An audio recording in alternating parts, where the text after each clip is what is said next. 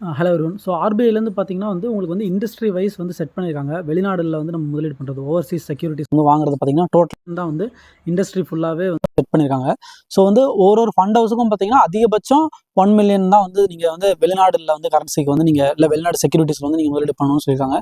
So once இந்த லிமிட்டை reach பண்ணிட்டாங்கன்னா, புதுசாக யாராலையும் அக்கௌண்ட் கிரியேட் பண்ண முடியாது. எஸ்ஐபி கிரியேட் பண்ணுறீங்களோ இல்லை லம்சம் இன்வெஸ்ட்மெண்ட்டோ புதுசாக யாராலையும் பண்ண முடியாது. ஸோ ஆல்ரெடி நீங்கள் எக்ஸிஸ்டிங் எஸ்ஐபிஸ் வச்சிருக்கீங்கன்னா அதை நீங்கள் கண்டினியூ பண்ணிகிட்டே போகலாம். ஸோ இப்போ ரீசெண்டாக பார்த்தீங்கன்னா, ஸ்டேட் பேங்க் ஆஃப் இந்தியாவில் ஒரு foreign securities, US securities funds of fund அந்த ஃபண்டை ஸ்டாப் பண்ணியிருக்காங்க. புதுசாக யாருக்கும் ஃப்ரெஷ் ஈக்விட்டிஸ்க்கு நீங்கள் அலோவ் பண்ணாதீங்க மியூச்சுவல் ஃபண்டில். ஸோ ஆல்ரெடி எக்ஸிஸ்டிங் இருக்கிறவங்களோட எஸ்ஐபிஎஸ்ல அவங்களுக்கு அலோவ் பண்ணுவாங்க. புதுசாக யாராலையும் கிரியேட் பண்ண முடியாது. ஸோ இது 2008 இந்த லிமிட்டை செட் பண்ணாங்க. பட் இப்போ பார்த்தீங்கன்னா, நம்ம முதலீடு பண்ணுறதும் நமக்கு கிடைக்கிற வருமானங்களும் ஒரு சில ஸ்டேஜில் பார்த்தீங்கன்னா, ஒரு சில மக்களுக்கு இன்க்ரீஸ் ஆகிட்டே போகுது.